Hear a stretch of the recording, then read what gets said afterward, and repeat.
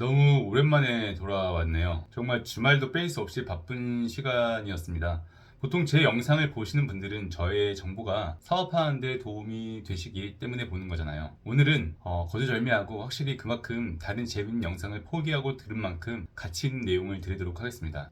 제가 만 3년을 관리해드리고 있는 업체가 있습니다. 3년 동안 고용지원금으로 4억 이상 찾아드린 곳이고 그 사이 연매출이 6억에서 지금은 20억이 좀 넘었습니다. 매출이 그렇게 오를 만큼 사업을 잘 하신 분이죠. 그런데 바로 이게 문제가 됐어요. 사업을 잘 하는 게 왜 문제가 됐을까요? 항상 말씀드리는 것이지만 사업이 잘 되시는 분들은 계속 확장과 투자를 하세요. 그래서 제가 그렇게 무료 지원금을 찾아드리고 세액공제도 고용한 만큼 찾아드리는데도 부족해서 또 융자도 원하셨어요. 워낙 힘들게 시작했고 사업을요. 그 와중에 또 제가 해드린 융자와 이익을 더해서 인건비와 신규 사업장 매입을 계속 하시다 보니 부채가 계속 올라갔어요.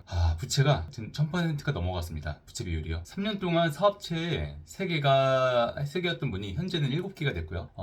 저는 5개가 됐을 때부터 지속적으로 사업용 부동산 매입과 예우자금을 위한 최소한의 저축을 말씀드렸습니다. 그렇지만 워낙 자기 확신이 강하시고 그만큼 사업에 대한 욕심도 있으셨기에 한 개만 더라고 하시면서 사업체를 계속 늘렸죠. 그런데 바로 올해 문제가 생겼습니다. 추석 이후로 사업의 현금 흐름이 급격히 안 좋아지고 인건비 부담이 늘어나면서 저에게 급하게 대출을 알아봐 달라고 하였어요. 저는 당연히 기업을 죽이는 신용을 좀먹는 대출을 하지 말자는 주의이기 때문에 은행과 정책자금을 알아봐 드렸습니다. 은행 신용 대출로는 때려 죽어도 안 되는 상황이었어요. 정말 주말 없이 알아보고 일하면서 최근에 신용보증기금에 1억 승인을 받으셨습니다.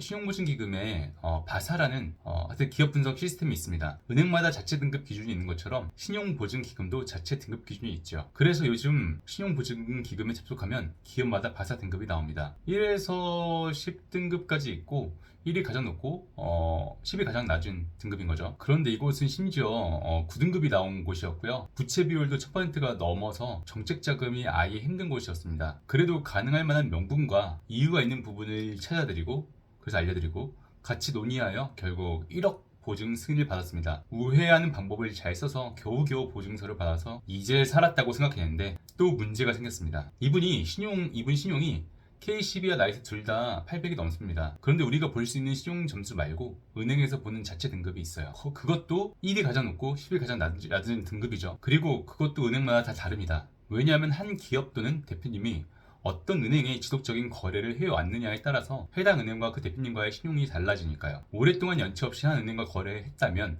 그 은행의 자체 점수가 다른 은행보다 높겠죠. 그런데 대부분 은행 자체 등급이 7등급 안에는 들어와야 은행도 보증서 대출을 승인해줍니다. 1억의 90%를 신용보증기금에서 보증해주고 단 10%인 1000만원만 은행에서 기업의 신용을 보고 빌려주는 것입니다. 그런데 최소 7등급조차 안 되면 바로 그 1000만원도 은행에서 안 빌려주는 거죠. 그런데 은행 4곳을 다 해본 결과 이분은 심지어 자체 등급에서 10등급까지 나올 정도로 등급이 안 좋았습니다. 진짜 한 곳은 9등급까지도 해줄 수 있는, 그러니까 농협 쪽에 정열권 있는 분이었는데도 본인도 5년 만에 처음 봤다고 하면서 아예 본점에서 거절이 됐죠. 은행 10등급이 나오면 본점에서 거절당할 수밖에 없습니다. 흔히 유도리를 발휘할 수 없죠. 그럼 이분은 왜 그랬냐? 사실 부채 비율이 1000%가 넘고 자동차 리스로 인한 캐피탈이 2건에 1억이 좀 넘었었습니다. 그 외에 현금 서비스도 받은 게 있었죠. 또한 정말 작은 금액 만원이 조금 넘는 3건의 연체들이 30일 정도 쌓여 있기도 했고요. 은행에서는 연체 금액이 아닌 연체 일수를 합산해서 평가하기에 아무리 금액이 적더라도 합산되는 일수가 문제가 되죠. 사실 이미 신용이 안 좋았을 때도 보증서로 1억 5천만 원 대출을 받게 해드렸던 분이라 제가 아무리 계속 신용관리를 말씀드렸어도 사업을 위한 투자를 계속 해오셨었는데 이번 일을 겪으면서 확실히 제가 왜 자꾸 그렇게 강조를 했었는지 공감하시더라고요. 결국 아무리 최고의 담보라고 생각하는 기관의 보증서가 나오더라도 본인이 신용이 너무 안 좋고 부채 비율이 높아버리면 자금을 못 받을 수도 있다는 것을 알고 자체적인 신용관리도 꾸준히 해줘야 합니다. 보통 신용이 안 좋으면 이미 기관에서 걸러져 버리기에 잘 모르시는 내용인데요. 은행에서는 연체, 다중채무, 이금융권 이하 대출을 특히 싫어하니 그 부분도 가능하면 미리미리 정리 꼭 하시길 바랍니다. 그럼 과연 그 업체는 어떻게 됐을까요? 결국에 이 부분은 또 말씀드릴 기회가 있을 때 알려드리겠습니다. 끝까지 봐주셔서 감사하고요. 이상으로 해결사 조팀장이었습니다.